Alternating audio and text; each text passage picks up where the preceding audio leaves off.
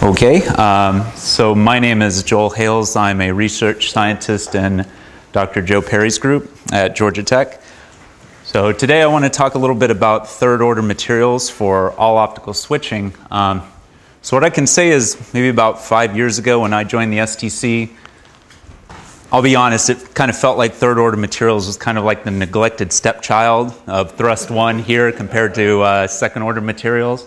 And part of that is due to the great advances that were being done in second-order materials. Part of it's that third-order materials at the end of the 80s, beginning of the 90s, for some reason there was an abrupt drop-off in the amount of research activity that was going on. But in the past 5 or 6 years, I think we've done a good amount of work that's actually kind of propelled us more to the level of an annoying younger brother or something like that. So what I want to talk about today is just a series of these particular dyes and what we're using them for. So I'm going to give a little bit of background, not too much. So the strategy that we're going about is not too different than what you've already heard before. Certainly a molecular engineering approach to develop systems that have large nonlinearities and be able to integrate them into systems that have high field intensities so that we can get large intensities to be able to have appreciable nonlinear effects at relatively low drive powers. And the end goal being that we want to do all optical switching type techniques that are shown here schematically, or more like cartoon characters here below, where you take something like a Mach-Zehnder interferometer, and by the application of light, and this is key because this is where we kind of deviate a little bit from second order materials, that you want to actually be able to modulate the incoming data stream with light pulses. And so that's actually shown here. You can do something similar where you actually modify the resonance of a cavity through the introduction of light as well, and you can get all optical switching characteristics there. You can also generate new frequencies or new sidebands on your actual carrier frequency, and that's another methodology that you can use for all optical switching as well. So I don't feel so bad about putting equations after Denise's talk. So I actually, so you can actually see both, the first, second, and third order susceptibilities here. And what I just want to point out is I think most people are familiar with the first order susceptibility. It gives rise to nonlinear refractive index, birefringence, anisotropy, linear optical losses. So on the third order side, you have equivalent types of characteristics. So that would be the nonlinear refractive index and the nonlinear absorption coefficient. And these are the types of nonlinearities that we're going to be working with and talking about today. So what's critical here is that you can actually have optical characteristics that can be modulated depending on what the input intensity of the light is. So you can actually control your refractive index, or you can control your absorption coefficient depending on what your incident intensity is and what the strength of your nonlinearity is. So in other words, you can use light to control light. So you can see the benefits of doing third order type applications. You have very high bandwidth, ultra fast response. And what I did want to point out is, although this is probably a little bit counterintuitive, you can actually do all optical switching using nonlinear loss. And as a matter of fact, Taiga has a poster this afternoon that you can probably take a look at, where we're actually looking at this kind of counterintuitive approach to doing all optical switching. Now, what I'll be talking about today is probably the more typical way of doing nonlinear refractive index-based switching.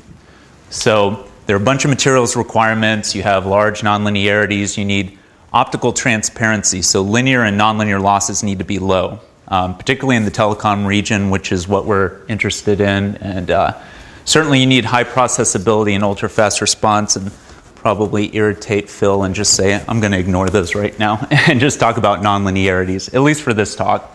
Maybe we'll come back to that at the end. But I wanted to point out that there are figures of merit for third-order materials, just as Alex pointed out for second-order materials, and not surprisingly, they're really related to the nonlinear refractive index divided by the nonlinear loss. You want the nonlinear loss low, nonlinear refractive index large. So you have macroscopic figures of merit that relate to materials. You can translate those to microscopic figures of merit. So on the microscopic level, you have hyperpolarizabilities here. You want the real part to be much larger than the imaginary part, about an order of magnitude. And this is actually going to allow you to accomplish what you want, hopefully, in terms of all optical switching. So there's a simple way to do this. I think this is the way most people have worked up to this point, and that's actually making sure that your photon energy is well below any linear absorption resonance, making sure the sum of your two photons is below any two-photon resonance. In this way, you can be reasonably well assured that you have relatively low nonlinear loss. Unfortunately, what happens is your detuning energy here is low. If your it's large, and if your detuning energy is large, you don't have the benefit of enhancing your nonlinearity. So what we've been looking at is actually looking at a situation that's a little more complicated here, where you can actually reduce this detuning energy and hopefully increase the real part of your nonlinearity, and you can have the sum of your two photons fall kind of harmlessly in between two-photon resonances. So it's a little bit more complicated, but this is the approach that we've taken, and specifically we've been using cyanine dyes to actually do this. And so Joe talked a little bit last night about cyanine, so I'm not going to go into too much detail here, but they have a number of promising characteristics, and one is that for a discrete chain link, they have large hyperpolarizabilities here. So we have this kind of dip around zero bond length alternation, which is indicative of where cyanines lie on this type of curve. In addition, as you extend the chain length, you get, super linear increase in the nonlinearity. And you have relatively sharp absorption edges so that hopefully we can take advantage of this in terms of reducing linear losses. So we've done that to a certain extent a little bit earlier with this dioxaborine cyanine here. So it showed pretty large microscopic nonlinearities in the telecom region. We've actually been able to convert it to films through spin coating and gotten large nonlinearities as well in the macroscopic regime. The two-photon figure of merit, which is what we were talking about before, it's pretty decent. It's basically right on the level of where you would want it, which at the time was, at least on par or better with what other people had shown, and it's ultra fast. Now the problem was going one step further than this was difficult, because we tried various types of approaches to extend the conjugation length either through this terminal unit or trying to modify the bridge here. And unfortunately what happens with cyanines typically as you try to extend this delocalized chain, you essentially get charge localization and you lose the cyanine type properties. And that's what we started to notice with this particular system.